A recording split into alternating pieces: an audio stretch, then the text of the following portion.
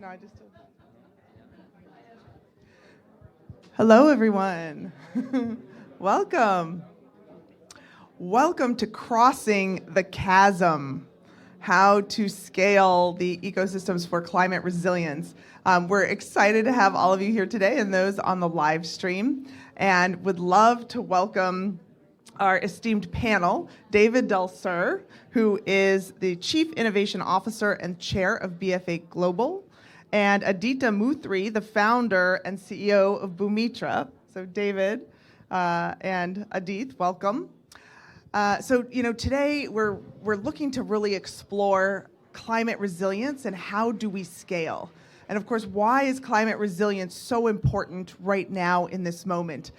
Obviously, this was, as has been well documented, the hottest year on Earth, and communities everywhere are facing increasing pressures of climate change.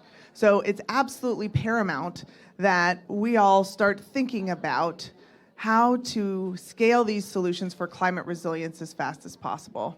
I'm Ellen Jakowski. I'm the Chief Sustainability Officer at MasterCard.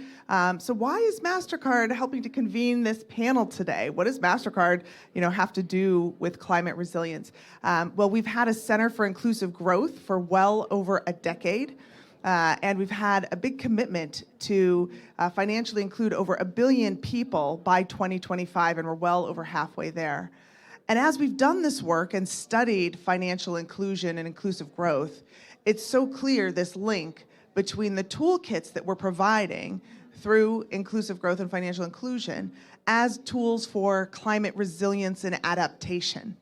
So we're hoping to kind of bring that discussion closer together and really explore how we can be an enabler to scale for climate resilience, leveraging some of the expertise that we have. But let me pivot to our experts here. So David, why don't you just begin with a little bit of background on BFA Global and then Adith on Bhumitra, and then we can get into some of the discussion. Thank you, Ellen, and hi, everyone. Is my mic? Okay, it is on. So BFA, we're an innovation consulting firm, innovation platform. We work all over the world, and we do a number of programs within climate resilience. The bigger one, we call it CFR Alliance, where MasterCard is a member.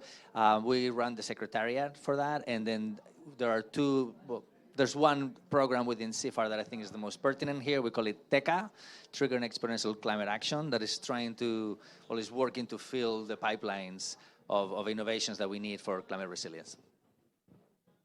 And Adit. Yeah, thank you, Ellen. I'm the founder and CEO of Bhumitra. My name is Aditya Murthy, and I'm the founder and CEO of Bhumitra. Bhumitra means friend of the earth in Sanskrit, and that is who we are. So we work with farmers from around the world to help them to improve their soils and sequester carbon in their soils. And then we help them to improve their revenues through the generation of carbon removal credits through the action of improving their soil health and generating and increasing the soil carbon content of their soils. And we do this around the world. Today we work across 5 million plus acres, 150,000 plus farmers in about a dozen or so countries who are collectively sequestered around 10 million plus tons of CO2 out of the atmosphere.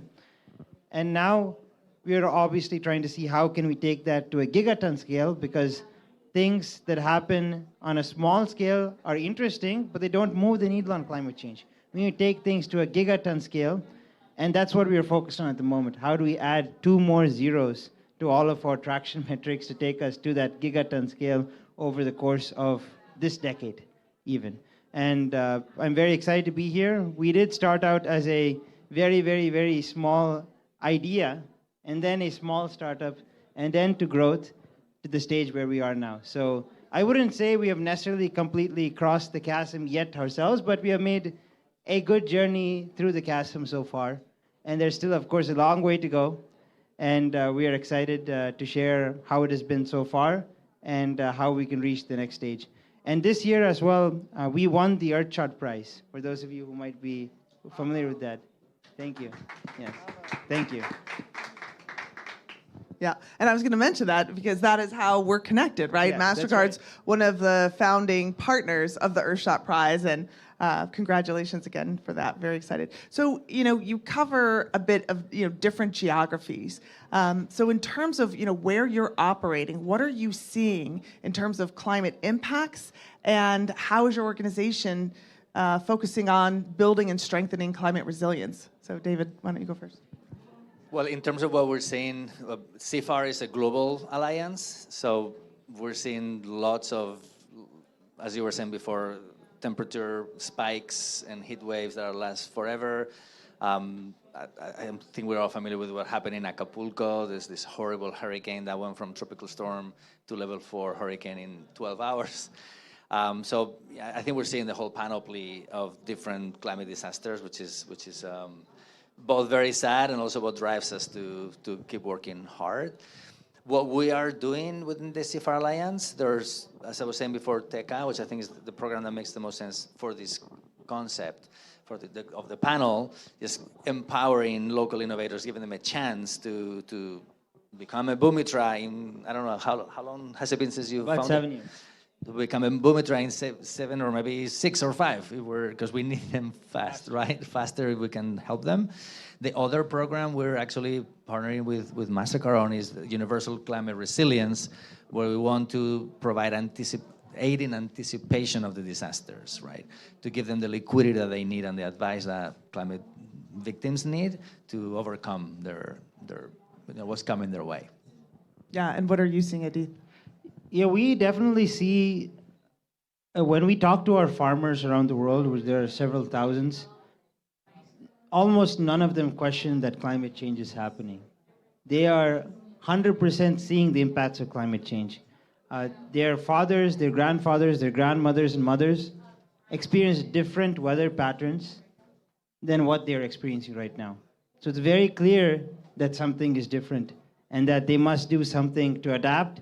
And hopefully we give them the opportunity to both adapt and mitigate climate change at the same time.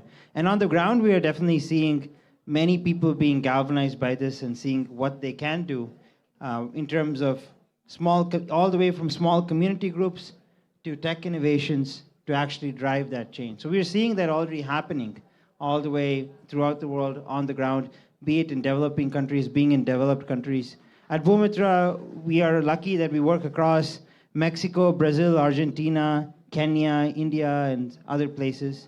And on the ground there, I have personally visited many of those places on the ground and seen the farmers and seen what's actually happening on the ground. And it's clear that we are basically at war right now for the protection of the planet, and everyone is joining in for the fight. We're all in it together, and it's clear that there are efforts going on. Now, of course, we need to ensure that those efforts are able to actually reach scale to be meaningful. That's still a challenge, but definitely, clearly, there's interest and there's efforts going on the ground.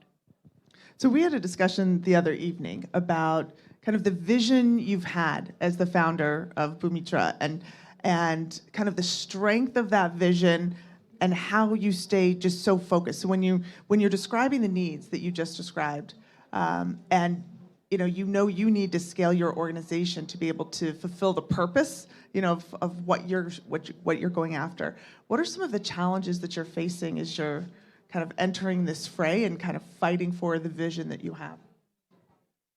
Yeah, so we have a grand vision of reaching a gigaton scale by 2030, but we do have the trajectory to reach there, and we do have the proper resources for the most part. But one of the key challenges that we do face is executing in the proper way, in the most efficient way. And the reason for that is we're talking here about the climate challenge. The climate challenge is not actually one challenge. It's a social challenge, it's an economic challenge, it's a technical challenge, it's an environmental challenge, it's a biodiversity challenge, it's a nature challenge, it's a political challenge. It's all of those rolled into one thing. And for that reason, it's very, very challenging to find the right resources aligned in the right way to be able to address all of those different points. And crucially, I also have difficulties, of course, in hiring the right people who are able to have all of those aspects all together in their heads so that they can push the right decision-making forward. This is a very complicated topic. There's all these interacting steps. And if you don't count for all of those interactions when you're actually designing something, then you're not setting yourself up for success. Because there might be some aspect of one of those things that you did not think about that's causing you issues down the line, for example. So you have to think about political, social, economic, biodiversity, nature, then environmental stuff. Many things are wrapped together in the climate challenge, and that is the real challenge is how can we actually grasp our heads around that? That itself is a challenge. Yeah, no doubt, no doubt. And I think, again, the sense of purpose that you have and the strength of the vision, I think is really impressive. So David, we got to know each other through the CFAR Alliance, right? You being the convener there. So you are taking action that is attracting companies at the scale of MasterCard. What are you seeing as challenges as you're going about pursuing your vision? Thank you, Ellen. So I think they're related to what Adit was saying. It is a complex topic. Very few organizations, even at the scale of MasterCard, understand all those different angles, which in a way prevents them from acting faster, more ambitiously, because they just don't know. And when you don't know, you should learn first. It makes sense. And that's what I think the approach we're following. We say, well, maybe you know 80%, but they over there know the other 80%, and together we know everything, right? If we team up enough, we would know enough as well. And that's the approach we're taking at CFAR, and that's why it's an alliance, right? Everybody starts from a place of humility, saying, I'm a pretty mighty machine, but here I need others to come with me. And then together we can be really mighty and go cut through that complexity that you're talking about, which we see also affecting the entrepreneurs. Because the entrepreneurs, if MasterCard, and sorry, I don't want to pick on you, but if MasterCard doesn't know all these different components, how would a team of 2 or 3 people, how do you expect them to know all of them? They can't. So what we're seeing is that these teams are not forming fast enough. When they form, they can't go fast enough because they're missing crucial elements. And that's what we would try to offer them through TECA. I mean, I think you're absolutely right. And, again, where we sit, even with our expertise in financial inclusion, is we're looking to connect to climate resilience and adaptation and leverage the skills and the tools and the capabilities we have. We need people to help us along that journey. And so I think aligning with the Earthshot Prize, finding companies like Bumitra, finding the CFAR Alliance has really helped us take the power of the knowledge and the tools that we have and really drive scale. So let's talk enablers. Like, what are accelerants that you think we have that have made you successful so far? And what do you think is missing from an enabling point of view? David? Thank you. Well, that's a good question. I think we have a number of enablers already, and that's the hope. I think we're missing some others. So, for example, enablers, one core enabler for what we're trying to do at CFAR, as we try to find or help create a lot more Bumitras, is that the science of entrepreneurship has been progressing. And I'll give you a data point. Roughly 10 years ago, when Y Combinator, which is perhaps the predominant accelerator globally, when they were starting to really make a dent, globally there were about 400 accelerators. So it was a program that was, a type of program that was around already. Today, 10 years later, there are 40,000 accelerators globally. So that approach has been figured out. We know that it works, and it's been scaled. It's been replicated to scale. That's testament to the fact that the science of entrepreneurship and the practice is evolving. There are other models, like the one we follow at TECA, which is venture launcher. The accelerator expects the company to already be at a certain level of maturity, and then you accelerate it. Venture launching is not expecting a company. You attract founders, and you mix them with capital and ideas to launch companies.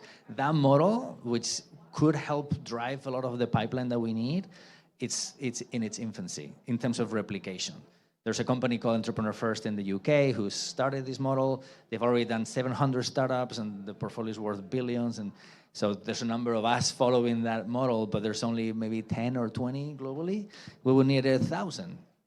So that enabler, which can help, is still sort of taking off, right? So that's a couple of examples of an enabler that is in place and an enabler that wants to be in place.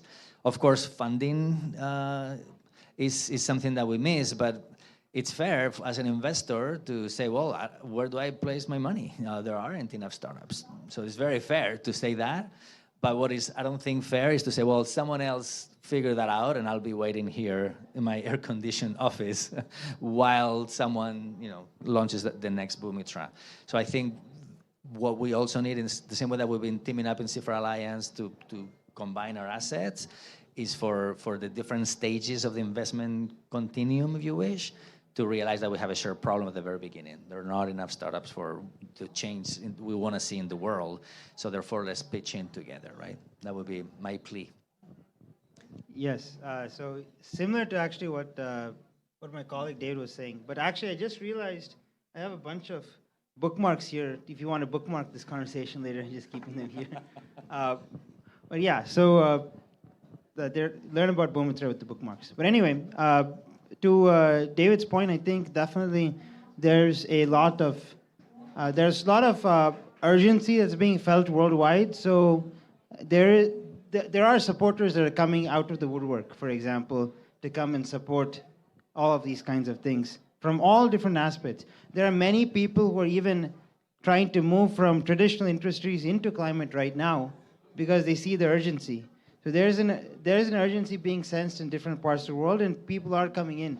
And I think the influx of people coming towards solving climate change problems, either as entrepreneurs or people who join entrepreneurial teams as some of the early employees, we are seeing that right now. So that's definitely a key enabler in order to make these things happen. And at the same time, we partner with many organizations around the world to help us reach more and more farmers.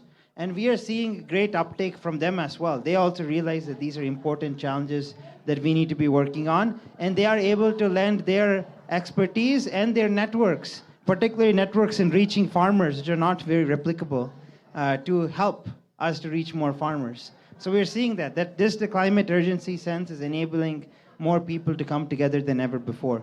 But at the same time, I do think we have some challenges in launching the right sorts of companies at the proper scale. Now, what I mean by that is there are many challenges the world faces, but the hardest challenges are not pure software solutions. The hardest challenges are a hybrid solution. It might include some software, it might include some stuff actually happening on the ground, all those things together. But kind of maybe a bit unfortunately, most funding is always focused on software solutions. There's access to much greater amounts of funding, particularly early stage software solutions. There's access to large amounts of funding. But then real solutions on the ground are not pure software. Just building a marketplace software doesn't magically solve many things that are real hard problems on the ground. So there's need for more emphasis on that, I feel, on actual tangible solutions that are hybrid solutions, and taking those to scale is going to be the difficult part, and that's what we must act on. But I think I have great colleagues here on the panel like David who are thinking about that all the time. And to a certain extent, we have done that as well. We are one example, and Dave is working on doing that 100 or 1000x. Yeah, right. Hopefully. Can I comment? Because you raised a very good point on urgency. I think we're all starting to feel it. My sense from my perspective is that we're not yet on emergency mode. This is the speed at which we're moving, the speed at which money is flowing is nowhere near, for example, what we saw with COVID. And yes, that was a horrible emergency, but so is climate change. And lots of organizations are still doing business as usual. They're refocusing. I need my strategy 1 year. Then I'm going to start moving in 2 years. And we can't afford, the problem is getting exponentially worse. So unless we act quickly to start building that resilience, we're gonna have a very big bill at the end of this. So I think that would be something. I'm not sure how to create that, but if we could create an emergency sense, like a feeling that we are in the middle of an emergency, we can't afford to wait, I think that would be a fantastic enabler. Yeah. So we've been talking about what we need, right? A little bit about what do we need to cross this chasm. But I think both of you are doing things that are working well. So, there might be people here in the audience that are looking for solutions, some best practices. So when you think about your organizations and how you're growing and scaling and being most impactful, what is working? What's working? And what kind of best practice or sharing can you provide for the audience about inspiration to take away? I'm happy to start. And also echoing what you were saying before, Adith, what we have felt is that talent is very ready to engage.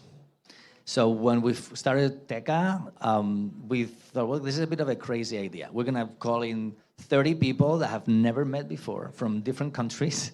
We're going to put them in a hotel for a couple of days and then give them sort of a leadership program for 3 months and expect them to form teams to launch a company. When you launch a company with someone, you're stuck with that person for maybe a decade.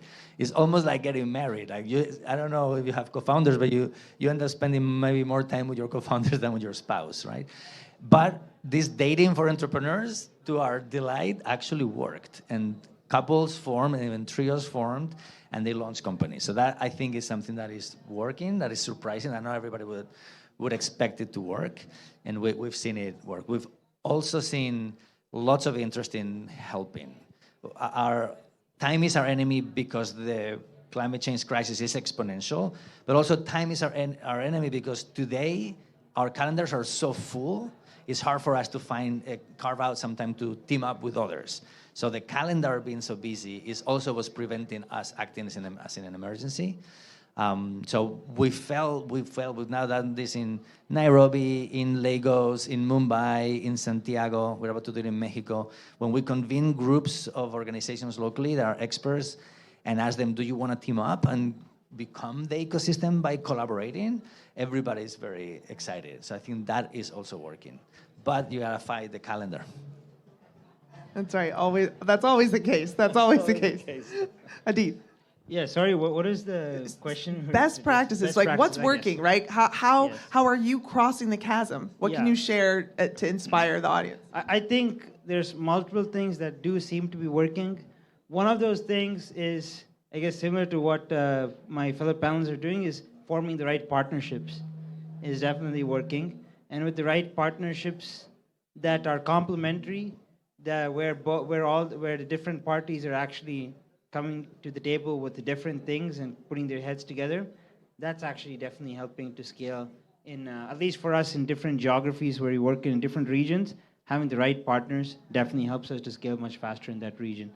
Other than that, for us, best practices, I think one thing that we have learned is we always have to make sure that since the problem of climate change and climate action is so complicated, we do need to come up with proper processes of how we handle different kinds of workflows and situations internally in a proper way from the get-go. Have everything carefully documented of what needs to be done and how it is done. Because if the topic is so complicated, it's hard for any one person or a few people to have all of the stuff that needs to be known in their heads at any given point in time. So having everything carefully documented, the workflows documented, has really helped us as a key element of scaling. It's a very practical tip that we have documented how to do many different processes by putting together experts from the several different areas that form the complexity of the problem and coming up with those processes. That's really helped us accelerate. So the right processes and the right partnerships. Can I add another thing? Sorry, I forgot in my enthusiasm before. Something that we've been also very happy to see with the TECA process is the gender balance. So if you look at accelerators normally, or startups, or even venture launchers, you look at the makeup of the gender distribution, and if you get 15% women, that's actually considered a success, which is pretty mild success at best, right? Within TECA, in conversation with our funders, they said, okay, why don't we do 40% women? I'm like, okay, how do we do 40% women? If the peer institutions are doing 10, 15%, how are we going to do 40? We didn't know, but we said, okay, let's take up the challenge and let's see how high we can get it. I was joking because this first wave of innovators at TECA was focused on the blue economy. So the joke was, well, we have to go find the mermaids somewhere so that we can actually have that percentage.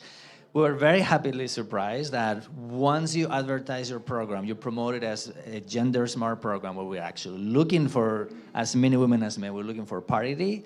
Women come out of the cloud and apply. And we were successful at getting 50% women, not 40, 50, going into the program. So that was already great success for us. Even better, to make the point here, is that the process is a 9 months process where you start with 50 and then some people have to go home. It's almost like these reality shows. Sorry, we only have resources for fewer and fewer. And then at the end, we launch 7 companies. So out of the pool of founders in those 7 companies, there were like 20 people. There were 55% women. So the women did better. They raised their ratio within the process, which at that point was gender agnostic, right? So that's something I think is working. Once you set yourself up to be gender deliberate, the world responds and the women get engaged as they should, right? There's no reason why women should not be founders. At least I haven't found one yet.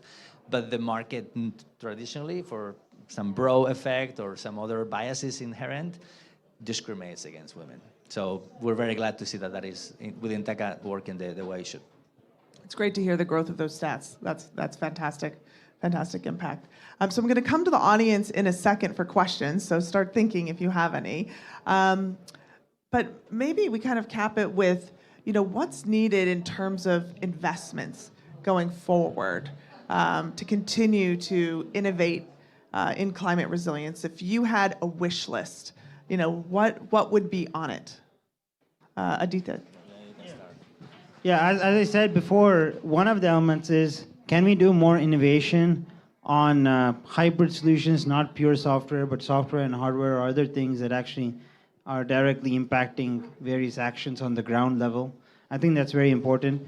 The second thing I'd bring up is on the financing aspect. Is it possible for us to have more sources of various kinds of blended finance coming into the picture in a much, much bigger way? There's great potential for project finance in doing climate action-related projects. But today, still, if I go to a bank and ask for project finance in climate, they think solar and wind is the main thing for them. They just want to do a solar farm or a wind farm. That's what they will finance. So we need to expand that. That's an important aspect. Then there's a huge potential for public-private partnerships, but beyond that, there's public-private philanthropic partnerships as well, like the 4Ps as well now. So there's various kinds of blended finance potential that exists, but especially let's get more project finance going as well. Because there's many great projects out there that have the potential to cross the chasm, but having the right project finance would dramatically simplify that, and we need to continue to push our financial institutions to go in that direction and stop being so risk averse. As if we were in an emergency, right? Yes, exactly. Yes. From our perspective, what we do see is still a big lack of funding at the earliest stages. That's part of why we have a pipeline problem. If you go to emerging markets, maybe India is a little different, but in general, what we find is very few angel investors on the ground. They just don't exist, and we're not going to materialize them out of, the ether. So if we can somehow institutionalize that role of the friends and family round, the angel round, then we would be able to attract the capital to then say, well, there are startups, here they are, right? Please fund them.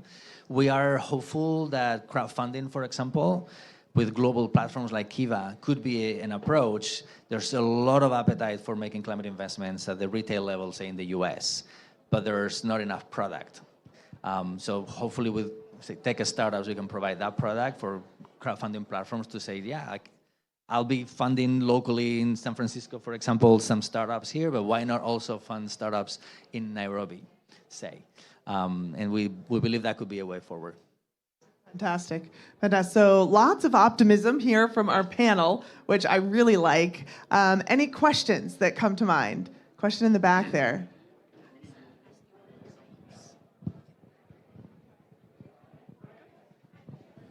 Thank you so much. I'm Johanna from the Alliance for Financial Inclusion, and we've been following the work of the C4 Alliance for a couple of years now. We're really excited about these emerging solutions. So we're a network of central banks and financial regulators. And I wanted to ask if you already now have any learnings on what the role could be of the financial regulators, not so much to regulate, but incentivize and kind of create a national space for innovation. And that also links to the comment on financing. And just kind of a side comment from me, there's also a lot of recognition currently from central banks, not only on classifying renewable energy as green, but also looking into adaptation solutions and kind of broader greening solutions. So hopefully we will be there soon. But yeah, any lessons for central banks we would really appreciate. Thank you. I'm not sure, I don't know if I'll take it. I'm not sure we have lessons yet, but I think a couple of ideas. I think the regulators, in the end, their fiduciary responsibilities to oversee the portfolios of banks and microfinance institutions, right? There is a lot of climate risk in those portfolios that is probably very opaque at this point to completely opaque. So that's one element, that there's already risk bubbling up, and the worse the climate change gets, the worse that risk will become, and I think we're a little blind. That's one angle. And you can extrapolate that to the broader economy, as how resilient is our economy? Say in a country like India or whatever, Kenya, doesn't matter. What can the central bank do about that? First assess the risk and then facilitate the reduction of that risk by, for example, launching startups or helping more incumbents like MasterCard to develop climate smart products. Because right now, there is very little. If you were to go sector by sector in the economy and say, who has climate smart products in agriculture? And that's probably the most obvious one, right? But who's got climate smart products in supply chains that affect the whole economy? We saw what happened when in the Suez Canal when one ship crossed the thing and got stuck and the whole world was delayed and Christmas almost didn't come that year, right? So what about all these all of these end up affecting the central bank because they affect the economy. So I wish I had lessons, but these are maybe threads we can pull. Of course, something we would love to see from the CFR Alliance is central banks saying, as the financial sector, we have a responsibility to finance this transition, not just the energy transition, of course, that absolutely, but also the transition to a resilient society. And here are some mechanisms to fund it. I don't know, I have no idea how to propose a mechanism to the central bank. We've been talking to RBI, to our RBI hub in India, and we're delighted to engage further if you think it's worth it, because they have a role to play, for sure. Great. Yeah, so, sorry, yeah. So to add to that point, I think I do have a sort of a lesson. What I have seen from the central banks and regulators is the same issue. One of the same issues we talked about before is they don't necessarily have the capacity to understand all of the different things that can be done or what needs to be done and what are the financial implications of that and all of those things. So they don't necessarily have the capacity to address that. We are working with a few central banks now on helping them to, in some countries, on helping them to understand how can they factor in models like carbon credits into their accounting and their financial models so that they can understand how it fits into the picture. So there's a lot more capacity needed on the level of the central banks to actually understand all of these different topics. And furthermore, unfortunately, many large institutions also tend to move a bit slowly. People usually call that bureaucracy. But for example, in the United States, the Commodities Futures Trading Commission, they did move a bit slowly, but finally they got to the stage of announcing their policies on carbon credits trading and how that applies, and how are they going to use their regulatory power to bring in higher integrity carbon credits into the futures contracts and so on. That's been done in the United States just recently, but it took them like years to do that. And then we have a climate emergency, so there isn't really time to spend another few years to revise regulation, and then another few years and so on, because we need the right policies right now in order to take things to scale. Otherwise, we're just stuck in limbo for a while. Yep. Question. Thank you. My name's Ellie. I'm from Zinteo.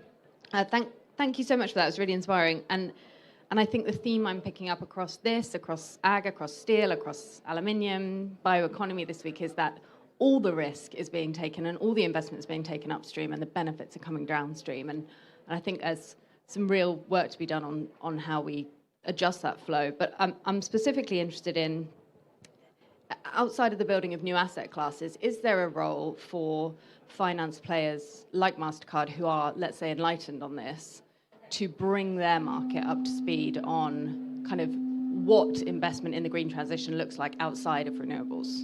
And I've got a request as well. Could you always have your target at 50% and not 40? Amazing. Thank you. Yeah, no, in terms of, again, the convening power that we have as MasterCard, our network is vast. We have 90 million merchants, 20,000 banking partners, and over 3 billion cardholders. So when you think about there are 8 billion people on the planet and we can touch almost half of those people, it's pretty impressive. So that is definitely a role we see for ourselves, is as conveners, as connecting those, particularly on our network, to solutions that are working and to where we need more action, just like this. So absolutely. Question. Oh, question.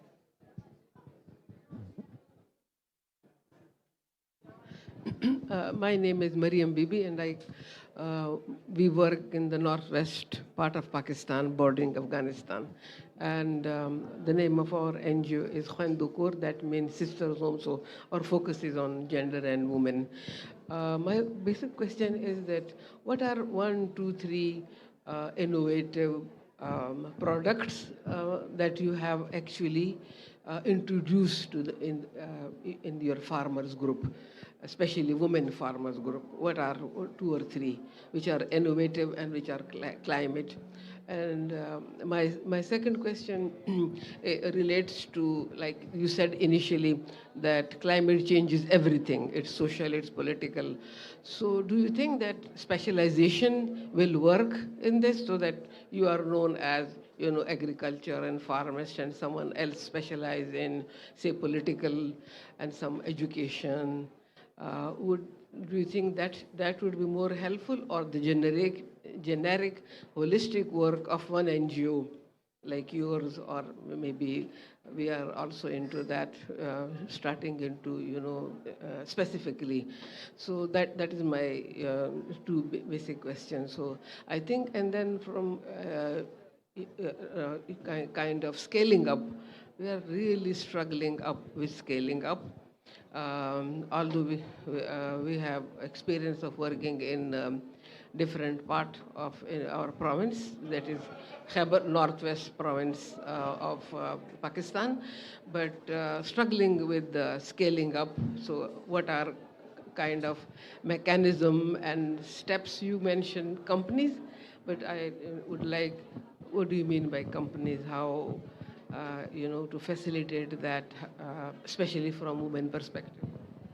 Great. Do you want to start, Adit? Yeah, just very briefly on the practices that can be done and what we work on. There's a spectrum. It depends on where the farmers are. We start with the simple stuff, if possible. Simple stuff such as composting and mulching can be the entry point. And then after that, composting, mulching can be the entry point. Then there's more complicated stuff that can be done, all the way to crop residue management with machinery, with the things that you add to the tractors, with direct seeding. Or even all the way to soil biologicals. And when you get to the more complicated stuff like that, that's when we go back to the project finance and need the banks to support us with the appropriate project finance to finance the projects for the farmers to get the soil biologicals or the soil amendments that are out there. The technologies are out there, the products are out there, but the finance is not always out there. So we need to figure out ways to actually scale it fast enough. That's one thing. On your second question regarding do you have specialization or do you have one organization doing the things? I kind of maybe have an unpopular opinion on this, which is that I do think that having one organization having a comprehensive expertise does help if possible. It's hard to accomplish, but I think it helps. And beyond even one organization, if you have just a few people even within that organization who really understand what's happening throughout that entire organization across all of the different areas, you do need to find the smartest people in the world for that, though. But I do think that the climate problem is so urgent that we do need the smartest people in the world working on this anyway. So if you find the smartest people in the world, you have them handle all of the complexity. But we need to bring the smartest people in the world to the climate problem. It's important. And we think they're coming. I didn't quite understand your question on scaling, but in general, to scale, you need to do really two things. One is find a product, a value proposition that not only your small group of initial customers, but beyond really want. It really has to be something they want. And then, as you were saying, you have to develop all the machinery around that value proposition so you can deliver it, so you can maintain it, you can support it. Ellen, too, you have 3 billion people with something we all want, which is a super easy way to pay what we want, right? And then you can do it at a phenomenal scale. Well, that takes a while to build those assets, but yeah, starts with the value prop, then the business model around it. Somebody had a question in the back. Yeah, question in the back. Very much. A very enlightening presentation. The question is to MasterCard and also to the two of you. I'm really worried that Africa has been left behind in terms of it's like the people of the world are going to be in Africa. Some countries in the world, Nigeria is going to be the third most populous country. You know all of this. So what's being done, MasterCard, and if you can please elaborate, because I heard you mention Lagos and Nairobi, just to even increase the level of awareness, because I think many countries are at the level of increasing awareness, not even yet are taking action. Yeah.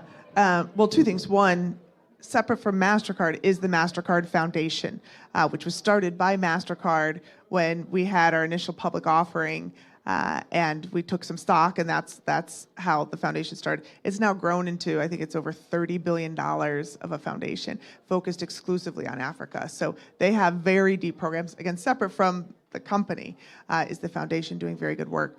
In terms of what MasterCard, the company, is doing, particularly around resilience, we have a program called Community Pass, and there's a program that's very related to what Bumitra is doing called Farm Pass, and there we're connecting all of our work on financial inclusion and inclusive growth to the communities, particularly in Africa, of how do we financially include them through these programs. So for example, with farmers, as we're moving them from the cash economy into the digital economy with these programs, what we're seeing is once they move into digital, a lot of the people in the middle of their value chain are, drop out, right? They don't need to pay little cuts to all of these different people along the way. So the farmers themselves are becoming more profitable. So because they don't need to pay out all these dividends, as the pressures of climate change continue to increase, so if you think about drought issues or water price increases, seed pricing increasing, because they're becoming more profitable because of the shift to the digital financial network, that's the ecosystem we're trying to create. So a lot of good programs there, but clearly there's plenty more for us to do. And we'll continue to sponsor programs like the Earthshot Prize that brings companies like Bumitra to scale. We'll continue to partner with groups like the CFAR Alliance as well to elevate. Yes. Thank you. I'm Jessica, also from the Alliance for Financial Inclusion, which MasterCard is one of our partners. And I really love what you said about making sure that we bring together these multi-stakeholder partners in dialogue. This is something we've done with our public-private dialogue the last 10 years, 10-year anniversary coming up. But one thing I'd like to think about is how can we move towards implementation? What can we do to really create that enabling environment? So beyond just, chatting about this great thing, collaboration, bringing them together, really how can we partner to take things forward around this area and making sure that the most vulnerable people are not left behind in green finance. Would love to hear from all of you, but maybe starting with Bumitra.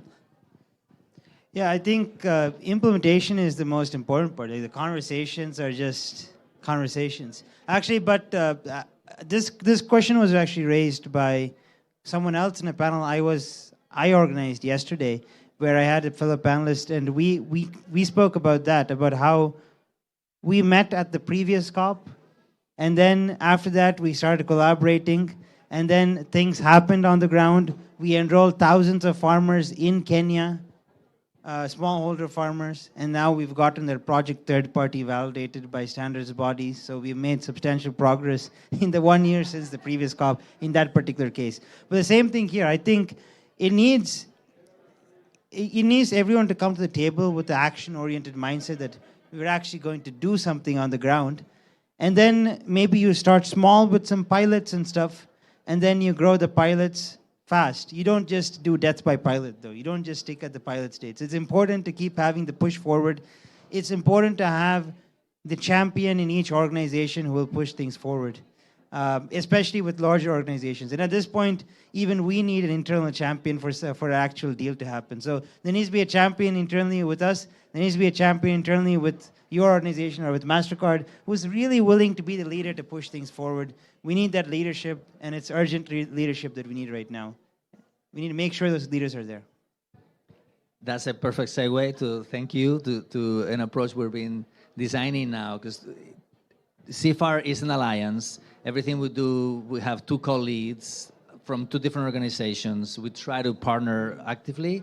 The way we run the Teca Waves is also in collaboration. The working groups, we call them collabs. So we have two co-chairs. So we're all trying to collaborate really from the core. And in our own experience of launching these coalitions, we've learned a couple of tricks.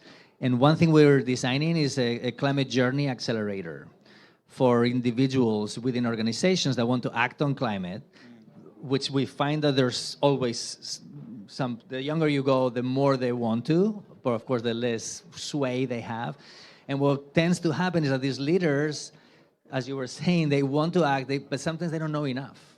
Like, I just don't know enough to go to my boss or my boss's boss with a presentation on what is it that we should do, because it's complex.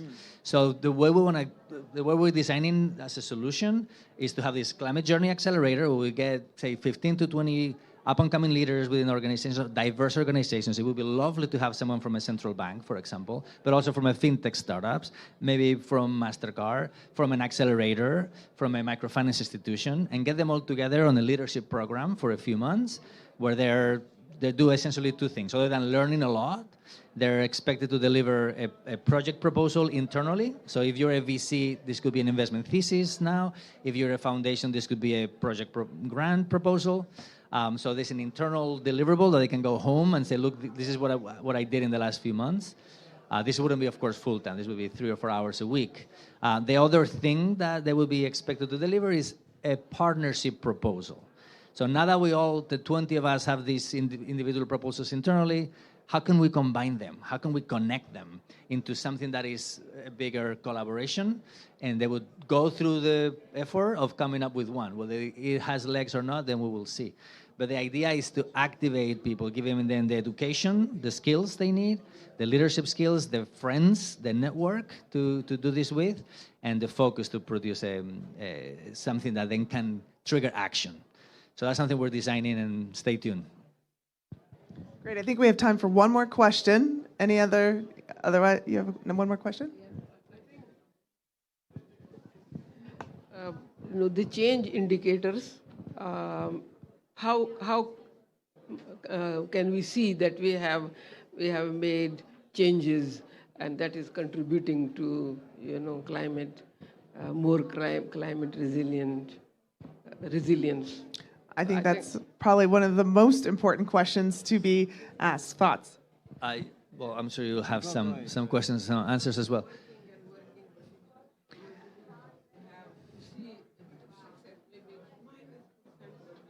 I agree, and it's an important thing, and very important. It should be one of our norths, right? Our North Stars. The problem is that with resilience and adaptation, it is a tricky thing. With mitigation, at least there's one universal metric of CO2 equivalent. In adaptation and resilience, sorry, tough luck, we don't have that. We within the CFR Alliance have a collab focused on startup metrics. So it's a simple framework to start measuring adaptation and resilience cheaply and easily now, so that a startup of 5 individuals can actually do it. Because if it requires bringing 10 consultants, forget about it, right, for startups. Yeah. So that at least you're moving towards a better place. Yeah. Yeah, well, I probably don't have as much as David on this one, but my very brief one is if someone forces you to do it, you're more likely to do it. If you have someone else externally forcing you to do it. In our case, we do all of that, but we started doing all of that because it's audited in our projects. When we go to issue third-party certified carbon credits, it's all audited. They're also auditing us against our compliance with 6 SDGs as well as part of the project. So it's all, when someone requires you to do it, it'll happen. So I think here you should take that to the central bankers and the financial regulators actually to have them force you to do it, and then you'll do it. You'll certainly do it. I think the financial authority should probably require everyone to also monitor these impact metrics, not just the financial metrics, and then, yeah.